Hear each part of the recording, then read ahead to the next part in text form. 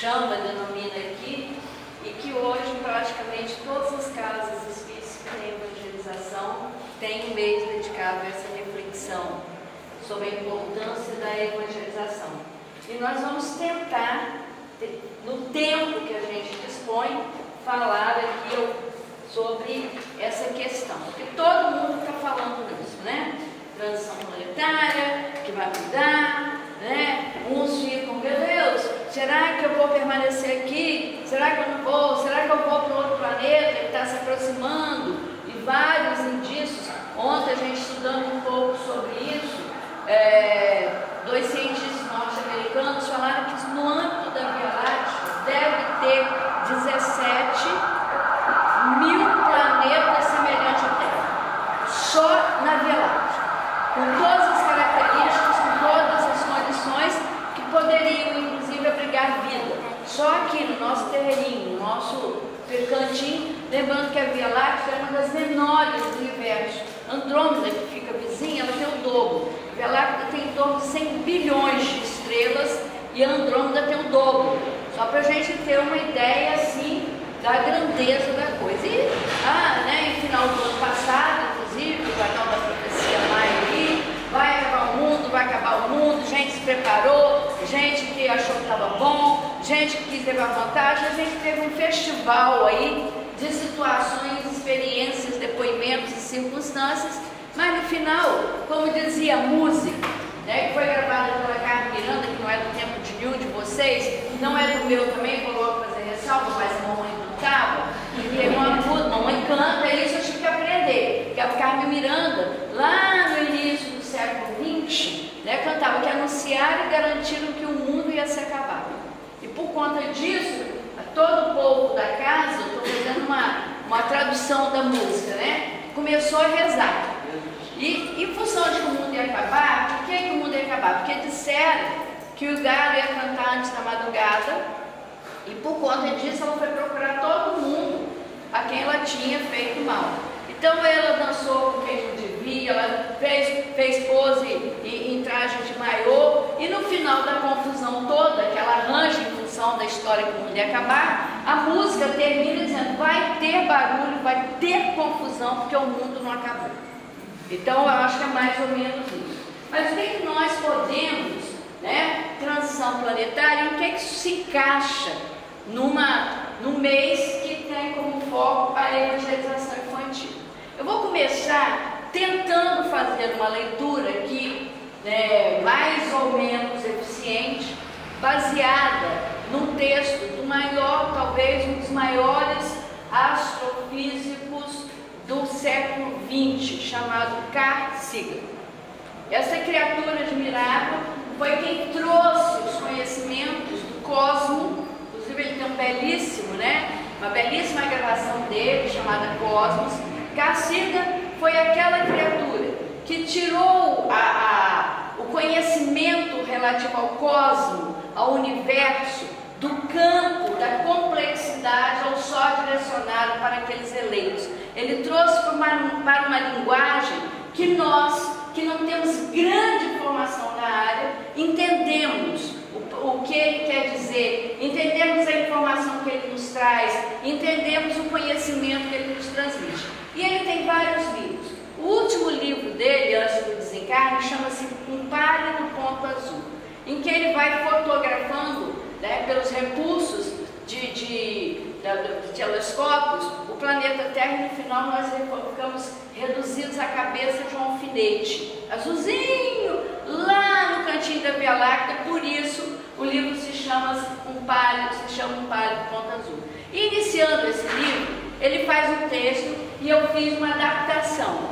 E um dos grandes sonhos do Carl Sagan, que ele dizia quando ainda encarnado, que ele desencarnou no final do século XX, é que ele gostaria de ter condição de participar de uma grande assembleia intergaláctica, cósmica, em que vários representantes de vários planetas, de várias civilizações estivessem presentes, e ele tivesse a honra de se levantar e dizer: muito prazer, Carl Sagan, planeta Terra. Esse era o sonho dele como astrônomo, como astrofísico. E nesse livro Pai do Ponto Azul, ele vai nos dizer o seguinte, eu vou lendo e vocês vão acompanhando na gravura. Fomos errantes desde o início, ou seja, caminhantes, indo em busca dele. Conhecíamos a posição de todas as árvores num raio de 200 quilômetros. Quando os frutos ou as castanhas amadureciam, lá estávamos nós. Seguíamos os rebanhos em suas migrações anuais. Por ações furtivas, estratagêmicas, emboscadas e ataque de força bruta, alguns de nós realizávamos em conjunto o que muitos de nós, caçando sozinhos, não podíamos conseguir. Dependíamos uns dos outros. Viver por conta própria era uma ideia tão absurda quanto fixar residência. Quando a seca era prolongada, ou quando o frio se demorava no ar do verão, nosso grupo partia. Procurávamos um lugar melhor. Trabalhando juntos, protegíamos os filhos dos leões e das hienas. Ensinávamos a eles as habilidades de que iriam precisar. Nos últimos 10.000 anos, um instante em nossa longa história, abandonamos a vida nômade, domesticamos as plantas e os animais. Por que correr atrás do alimento quando se pode fazer com que ele venha até nós? A terra é um palco pequeno em uma imensa arena cósmica. Pense nos rios de sangue derramados por todos os generais e imperadores para que na glória do triunfo pudessem ser os senhores momentâneos de uma fração deste ponto. E apesar de todas as suas vantagens materiais, a vida sedentária nos deixou irritáveis e insatisfeitos. Esse é o texto do querido Garcia. E por que que nós ficamos irritáveis e insatisfeitos? Pelo que começamos, pelo que temos. Tudo difícil, tudo luta, tudo trabalho pesado. E hoje, com todas as conquistas, ele afirma, e todos os estudiosos do comportamento e da alma humana afirmam que nós nos encontramos irritáveis e insatisfeitos. E aí nós vamos ver Allan Kardec, o grande codificador da doutrina espírita, numa das obras básicas, vai colocar para a gente que quanto mais nós avançamos, quanto mais nós caminhamos, tanto mais se sente o que falta, sem que, entretanto, se possa ainda definir o que seja. Nós sabemos que falta alguma coisa. Toda essa conquista material, toda essa riqueza, toda essa facilidade que temos hoje, se comparada ao que tínhamos lá, não foi capaz de nos trazer felicidade. Estamos atentos, aflitos, estamos aprisionados, temerosos, tememos um ao outro, nos escondemos, desconfiamos, não confiamos. Não é mais ou menos esse o quadro com o qual nós estamos vivendo? Temos que estar sempre atentos, esperando alguma coisa pior. Mas se avançamos tanto, se éramos lá atrás incapazes de construir um teto para nos proteger da chuva, para nos abrigar da intempérie, se precisávamos estar juntos para lutar contra as feras, por que nós continuamos irritáveis e insatisfeitos, infelizes? E não precisa muito longe, as tragédias que presenciamos todos os dias pelo noticiário, os encontros desastrosos, ações, situações, acontecimentos, que nós nos perguntamos, mas como? Com tanto avanço, gente morrendo de fome, gente morrendo na porta de um hospital com todos os recursos, e por aí nós vamos. Então Kardec vai colocar isso. Quanto mais a gente avança, tanto possamos, entretanto, definir o que seja. E isso, esse sentimento de que falta alguma coisa, é o trabalho, né, que nós não podemos parar. É aquele trabalho que está na essência da criação do espírito íntimo, de que precisamos caminhar em direção a alguma coisa. Porque nós fomos criados para caminharmos em direção a alguma coisa. E como isso está inato, como está íntimo, como está implícito na estrutura do espírito, nós sabemos que falta algo, sem saber o que falta, e isso tudo vai nos levar a um movimento em prol da regeneração, da melhoria, que até agora tem sido focado no aspecto material, no aspecto intelectual, no aspecto cognitivo, para usar uma palavra da área da educação. Mas isso só não basta, isso só não é o suficiente. Então, avançando, nós vamos ver o seguinte: por mais que nós tenhamos um olhar, né, negativo, depreciativo, pessimista, nós precisamos entender que o progresso é lei de Deus. Ninguém, mas ninguém vai poder não progredir. É da lei. Qual é a única fatalidade ao qual todos nós, depois de criados, depois de surgirmos como espírito, estamos submetidos a alcançarmos a perfeição? O tempo que vamos demorar é conosco. São as nossas escolhas, são as nossas, né, as estradas que palmilhamos, as escolhas, as inclinações, as tendências pelo qual nos deixamos levar ou não. Mas, sem dúvida nenhuma, todos nós iremos progredir, tanto materialmente, no sentido da intelectualidade, e progredir materialmente não significa, por favor, ficar rico, né? Não vamos ter essa leitura materialista, mas progredir materialmente no sentido das conquistas, para que essas conquistas melhorem a nossa vida, e já estão melhorando, como espiritualmente. Então, Santo Agostinho vai dizer que o progresso é a lei de Deus. E diante da lei de Deus, você pode recalcitrar, você pode fazer o que for, mas ela vai ocorrer. E digo mais, segundo esta lei, o mundo, esse planeta Terra, o planeta azul, como ele é identificado no jargão dos astrônomos, ele há de atingir uma transformação. Ele vai caminhar. Ah, o planeta vai mudar? Não. O que nós temos que entender? O planeta vai mudar porque nós vamos mudar. Porque a matéria existe em função do espírito, não o espírito em função da matéria. Então, se nós formos regenerados, mais evoluídos espiritualmente, o lar que vai nos abrigar vai ter que se adequar a esse novo processo evolutivo, vai ter que estar preparado para receber esse novo espírito.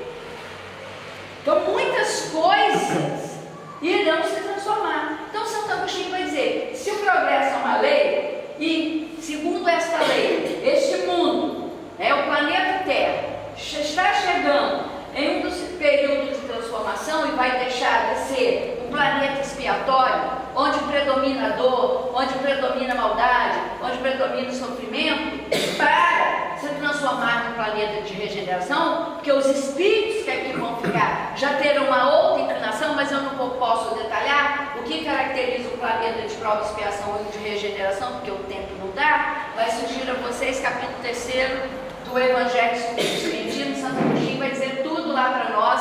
Vocês não precisam ficar aflitos, vai ter cola. Então, nesse mundo regenerado, os homens serão felizes, não exultantes. Por quê? Porque a felicidade é o resultado da nossa postura íntima. Porque nesse mundo imperará a lei de Deus. E qual é a lei de Deus? Jesus foi sintético, profundo e simples. Toda a lei de Deus se resume em amar a Deus sobre todas as coisas e ao teu próximo como a ti mesmo. Então, o primeiro movimento será de mudarmos o olhar com relação a nós mesmos. Então, se vai haver essa mudança, Santo Agostinho está inventando, ele tirou isso da onde? Vamos voltar ao nosso codificador na Revista Espírita de 1863, a data está correta, viu gente? Não errei não, 1863, século XIX. Que Kardec vai dizer o quê? Reforçando essa fala de Santo Agostinho, que é preciso que nós não percamos de vista que estamos, como foi dito, olha, ele faz uma afirmação muito séria, como foi dito, em um momento de transição, de lá para cá, de cá para lá, isso que é transição. Quando a gente estudava gramática na escola, a gente estudava verbo transitivo, não estudava? Mais ou menos, você é muito mais novo que eu estudava. Hoje eu não sei, o Sandro que está na escola pode saber dizer, não sei nem se sabe o que é um verbo transitivo hoje, mas estudava. O verbo transitivo é que, né? Tinha essa possibilidade, é só pegar lá, gente, antigamente tinha o dicionáriozinho de verbo, ou livro de verbos, as conjugações, o que era tempo, o que era modo, o que era isso, a gente aprendia isso tudo. Então, o que transitivo é aquilo que vai de lá para cá, é aquele que, né, se movimenta. Então aqui Kardec está dizendo que este movimento de mudar, de caminhar, não se opera sem conflito. E diante disso, nós vamos entender todos os cataclismas materiais e morais pelo qual nós estamos passando. Só para lembrar, um recente fresquinho, Japão hoje foi sacudido por um terremoto e por um ciclone. Hoje, cedo, atingiu Tóquio em cheio, que é uma das cidades comendo, só para a gente ter uma noção. Esses cataclismos, né, físicos e principalmente os morais que estão sacudidos, eles não são novidade. Quem é que disse?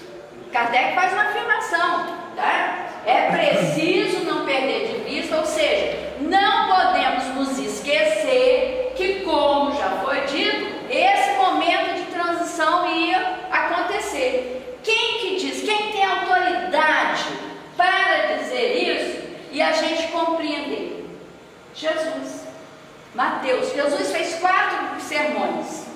Tem um livro só os sermões de Jesus. Também não posso detalhar aqui agora, né? Não dá. Mas 4 sermões. E um deles, o mais conhecido é o Sermão da Montanha. Bem-aventurados, etc, etc.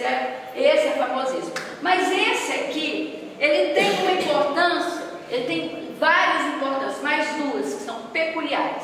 Primeiro, esse foi o último sermão que Jesus fez.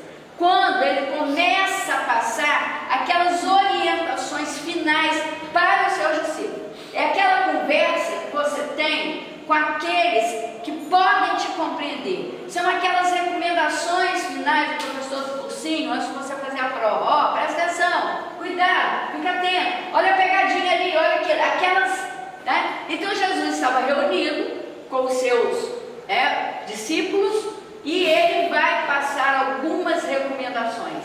Ele vai falar algumas coisas. E antes ele vai fazer esse sermão. Então ele vai dizer, ele é indagado, e quem indaga isso é Pedro. Então ele já sabia, olha a indagação. Dizem-nos, é interessante ler o versículo 1 e 2, eu peguei a partir do 3 por causa do tempo. Dizem-nos, quando serão essas coisas, e que sinal haverá de tua vinda e da consumação da era? Então vamos ler com calma. As palavras elas estão no sentido próprio. Era não é planeta, é? O que é uma era? É um tempo determinado. Nós tivemos eras geológicas, não tivemos? É aquilo que determina, é um período. Não há em nenhum texto dizendo que o planeta vai acabar. Então, perguntam a ele, porque já sabia que havia isso, já era do conhecimento de alguns. Que sinal que nós poderíamos reconhecer que estava chegando a consumação desta era? E depois João em Apocalipse vai fazer um estudo belíssimo para a gente, também não dá tempo de falar aqui, mas isso fica para outro dia, né? E Jesus, respondendo, vai dizer para eles, primeira coisa, acautelai-vos, que ninguém vos engane. Aí a gente começa a pensar naquele monte de profecia, vai acabar, porque os mais falaram isso, porque eu não sou que lá, porque tem isso, porque tem aquilo, aquele monte de coisa que a gente escuta falando que a terra vai acabar. Aí faz cálculo, aí soma, aí pega uma outra palavra para dar veracidade naquilo. Então a primeira coisa que Jesus vai responder é isso, vamos ter cautela com relação a essas questões, que ninguém vos engane. Por quê? Muitos virão em meu nome dizendo, eu sou o Cristo, e enganarão muitos. Quer dizer, são esses profetas que estão dizendo, vai acabar, vai isso, vai aquilo. E continuando, ele vai dizer, e estareis, quando isso acontecer, quando estiver na iminência dessa transição, desse termo, dessa era, o que ele vai dizer? Estareis na iminência de ouvir de guerra e relatos de guerra. Fora do que nós estamos vivendo, tá? Olhai, não vos alarmais, pois é necessário acontecer essas coisas, mas ainda não será o fim. Enquanto a gente estiver ouvindo falar de guerra e de relatos de guerra, ainda não é o fim. Por quê? Pois se verá povo levantar-se contra povo. Aí a gente faz um retrato falado da Síria hoje. Estão vendo a atualidade? Retrato da Síria, povo contra povo. Tá? Reino contra reino. Temos a Síria, temos o Líbano, temos o Egito, todo o Oriente Médio e alguns outros por aqui que a gente não pode detalhar muito. E haverá pestes, fome e tremores em diversos lugares. Alguém tem lembrança de ter tido tanta notícia de terremotos, tremores de terras e etc., de uma forma sequenciada como a gente tem ouvido agora? Aí vão dizer, não, mas o meio de comunicação ajuda. O meio de comunicação ajuda porque a gente sabe a notícia quase que em tempo real. Mas se sabia da notícia ainda com uma defasagem. Até nós aqui, né, que a gente tinha a crença que o Brasil não tinha terremoto, não sei o que lá. Agora, uns 2 meses atrás, teve um tremor de terra, não sei se foi no Ceará, no Sergipe, na região Nordeste ali. Aí apavorou todo mundo e com a dificuldade que nós não temos treinamento para lidar com isso. E tremores em diversos lugares. E todas estas coisas serão apenas o começo das dores. Ou seja, nós estamos passando pela transição, tudo isso que nós estamos vendo, prenunciam e dizem que nós estamos passando, mas outras coisas mais virão. Então, a gente fica pensando assim, mas será que a regeneração, será que a transformação, será que o nosso processo como educativo, como espírito, só se dará por isso? Por temores, por guerra, por povo contra povo, irmão contra irmão, essa situação toda? Hoje, inclusive, de manhã, eu vi rapidamente uma reportagem que alguns estados, algumas cidades estão multando as pessoas que jogam lixo na rua, né? Porque pioneiro é o Rio de Janeiro. E aí uma pessoa foi, e aí isso vai ser implantado em outras cidades, inclusive em Salvador. Aí alguém, na reportagem lá, a pessoa falou, não, tem que multar mesmo, porque quem não aprende pelo amor, aprende pela dor. Foi a resposta deles. Aí a repórter vai doer no bolso, porque se jogar uma guimba de cigarro são R$250 de multa. Tem isso. Mas será que só tem esse processo? Da dor, da dificuldade, né, do laço cruel? Então vamos ver o que Kardec vai nos dizer. A primeira coisa que nós temos que compreender é que todo processo de renovação implica uma destruição, mas não necessariamente uma destruição dolorosa. Mas é preciso que tudo, maus hábitos, vícios, etc, enfim, tudo que nós temos alimentado até então, se destrua para que renasça e se regenere. Depois de um dia de muito calor, se vier uma chuva, é uma beleza. É uma beleza. E vai dizer, porque o que é que nós temos que entender? Tudo isso que Jesus coloca, tremores, guerras, conflitos, confrontos, etc, não passa de uma transformação. É esse o olhar que nós temos de ter, que é uma transformação que tem por fim a renovação e a melhoria dos seres vivos. Todos, homens e os demais. Então, no planeta de regeneração, nós não vamos nos alimentar como nos alimentamos hoje, certamente, porque vai haver essa melhoria. Nos lembrando que seres vivos hoje têm uma visão ampla, o conceito de ser vivo é muito amplo. Um vírus é um ser vivo, uma bactéria é um ser vivo, que antes a gente tinha o conceito de que vivos só éramos nós. Então a gente tem que entender isso. Mas, prosseguindo, nós podemos compreender o seguinte: como que vai ter essa renovação, essa melhoria dos seres vivos, se nós continuarmos mantendo os velhos hábitos? E aí, vale uma indagação de Emmanuel, nosso querido amigo espiritual, que está no Reformador no Reformador de 1953. Como que nós podemos esperar o aprimoramento da humanidade sem a melhoria do homem? Como?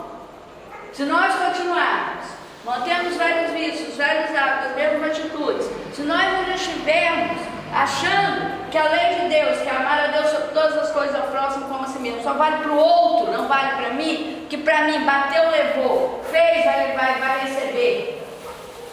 Porque eu estou falando de mim, estou falando, agora eu não posso nem falar mais do Fábio, porque o Fábio morou tanto tempo na minha cidade, Fábio? Já voltou, meio cachoeirense, assim, mas nós ainda achamos, eu estou falando de mim, nós é no sentido abrangente para eu não ficar muito encabulada, que a lei vale para o outro, não para mim, doutor? A lei sempre vale para o outro, porque quando eu faço alguma coisa errada, eu sempre dou uma justificativa, que o outro tem obrigação, deveres, e eu não.